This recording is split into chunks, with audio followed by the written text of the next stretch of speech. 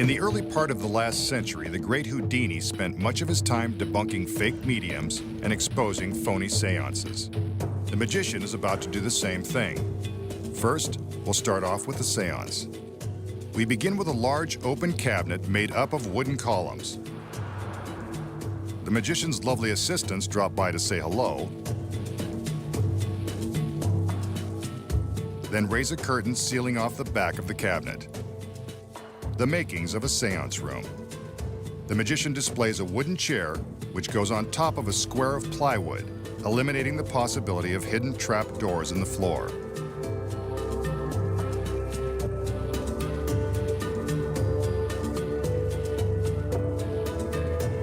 As the assistants seal off the remaining side with another curtain, the magician summons his gorgeous medium, though she impresses in a large way. She's not a real medium, but I don't care.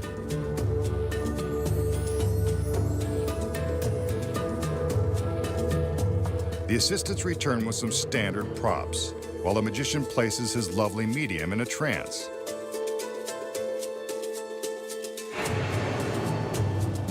That didn't take too long. This girl is easily influenced. Now for the fun part. Using some heavy ropes, the magician secures the girl's wrists.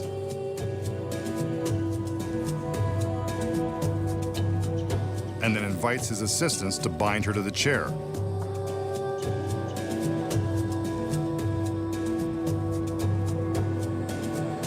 It takes a little choreography, but they get the job done. Working together to wind the rope around and around the girl, and then tying it off with a large impenetrable knot.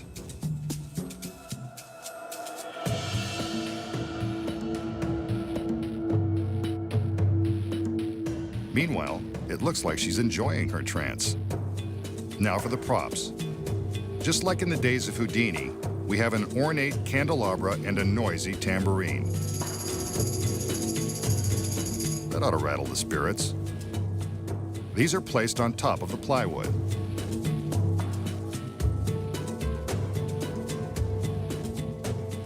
On the other side of the chair is an antique lamp, though in Houdini's day this would be considered brand new. The lamp also goes on the plywood by the girl's feet and out of her reach. One final cross-check to make sure she's still under the influence of his magic trance, and the seance is about to begin.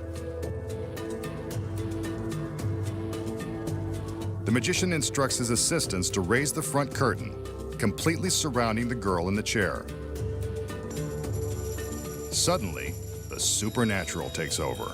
Hear the tambourine? The lights flicker, and a spirit appears to be lifting the lamp above the top of the enclosure. See how it floats through the air over the cabinet? I don't believe in ghosts, but this is pretty spooky. The magician commands his assistants to lower the front curtain. There's the girl, still tied to the chair and in her peaceful trance. The curtain goes back up to give the spirits a chance to return. The lights flicker. Now we hear the tambourine again and see the candelabra floating above the cabinet. There is definitely something otherworldly going on inside the seance room. There's no other way to explain it. The magician instructs his assistants to lower the curtain again. The girl is still tied to the chair with the props by her feet, exactly where they were before. At least these spirits are neat freaks. The magician commands the curtain to be raised again. We'll have one more chance for the medium to show her powers. Now, a mysterious fog rises from the seance room. True, the girl was smoking hot, but this is a bit much. And she's gone. Escaped from her bonds and vanished into thin air, leaving only the props and the memory of her mystifying beauty. The remaining curtains are lowered just to see if there is anywhere for her to be hiding. But no, as we can see from all sides, she has without a doubt vanished. Without even saying goodbye or leaving her number. You're You're all alone, masked man. A stunning medium is tied to a chair inside a sealed seance room, and strange things begin to happen. So how does the magician create the illusion of a seance and make the girl vanish in a puff of smoke?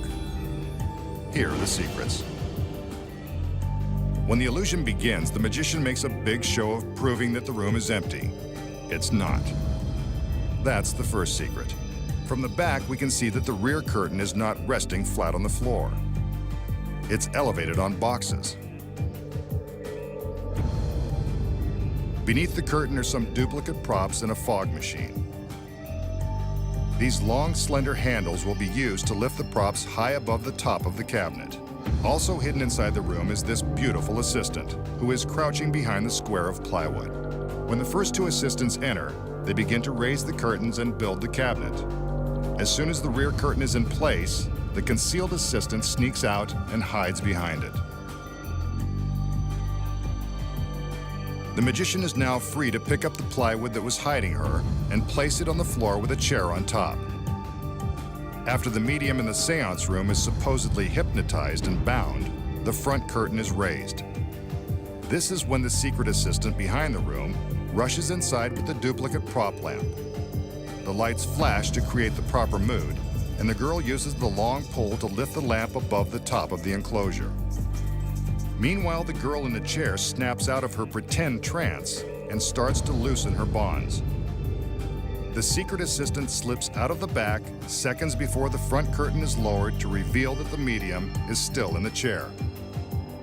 The curtain goes up a second time, and the secret assistant slips back inside with the next set of props. When you look closely, you can see the pole peeking out above the enclosure. She sneaks through the rear curtain again, vowing to be more careful next time. The front curtain is raised for a final time, and this is when the secret assistant turns on the electric smoke machine. At the same time, the girl in the chair is wriggling out of her bonds. Looks like she's had some practice. Once free, she sneaks out to join her friend on the floor behind the curtain. The front curtain is lowered to reveal the empty chair in the smoke-filled room. A mysterious sight indeed. When the rear curtain is lowered, it is carefully draped over the girls and their spare props. Here's how it looks from the back. Also a mysterious sight.